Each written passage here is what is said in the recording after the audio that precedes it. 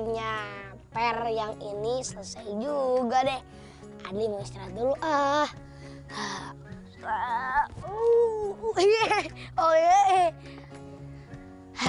Fun friend, PR kalian sudah kalian kerjakan belum? Kalau belum, sini ngerjain PR dan belajar bareng sama Adli. Tapi fun friend, ngomongin soal belajar, Adli jadi inget deh sama Doni Kambing dan Yanto Sisat yang sibuk sendiri di kelas saat semua teman-temannya sedang fokus belajar. Apa sih sebenarnya yang dilakukan oleh Yanto dan Doni? Yuk dengerin Adli cerita. Jadi begini ceritanya fun friend. Suatu pagi di sebuah sekolah, Bu Selvi Kuda sudah berada di dalam kelas. Bu Selvi menyapa semua muridnya dengan hangat. Dan semua murid bersemangat untuk menerima pelajaran hari itu. Hari ini kita akan belajar tentang penjumlahan dan pengurangan, kata Bu Selvi kepada semua murid-muridnya. Kemudian Bu Selvi mulai menerangkan. Semua murid pun mendengarkan, kecuali si Doni Kambing. Bukannya mendengarkan Bu Selvi, dia malah menoleh ke kanan dan ke kiri. Lalu Doni mencolek Yanto si sapi sambil berkata, "Kamu mau bekal susu tidak?" Tanya Doni lagi kepada Yanto. Karena sedang mendengarkan penjelasan Bu Selvi, Yanto hanya mengangguk dan kembali memperhatikan ke depan kelas. Tapi Doni tidak puas dengan anggukan Yanto. Doni pun kembali mengajak Yanto berbicara. "Aku mau bekal susu kambing nih, tapi rasa coklat," kata Doni pamer. Karena Yanto suka sekali dengan susu coklat, langsung saja Yanto tertarik. "Benarkah?" tanya Yanto kepada Doni. Lalu Doni mengangguk sebagai jawaban iya. "Kamu mau berbagi denganku?" tanya Yanto lagi. Belum sempat Doni menjawab, tiba-tiba ding ding ding ding. "Shh, jangan berisik," Kiki si domba menegur keduanya. Kiki yang duduk di belakang Doni dan Yanto merasa terganggu mendengar percakapan mereka. "Kami bicara pelan-pelan kok, tidak berisik," kata Doni kepada Kiki. Bono kerbau yang duduk di sebelah kanan Doni ternyata juga merasa terganggu dengan ulah Doni dan Yanto.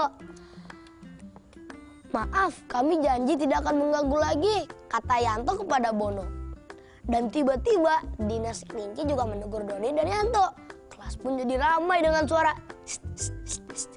di mana-mana.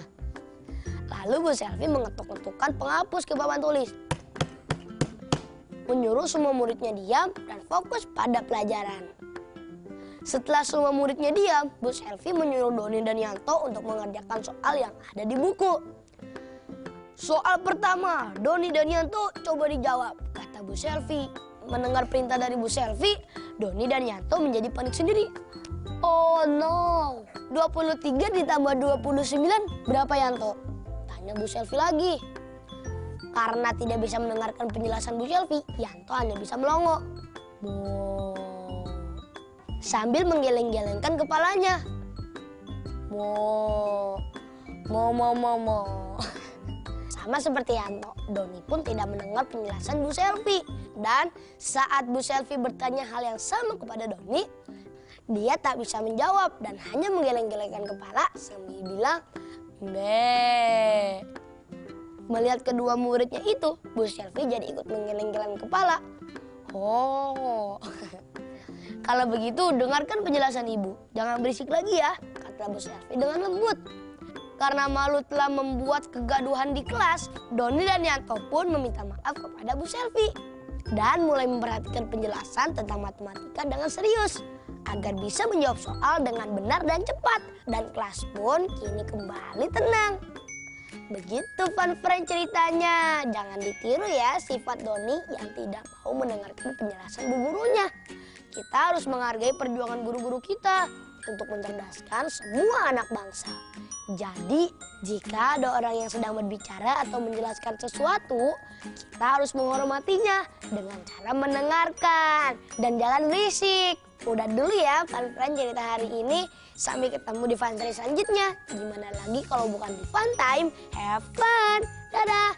Aku pengen ngerjain PR aku lagi ah.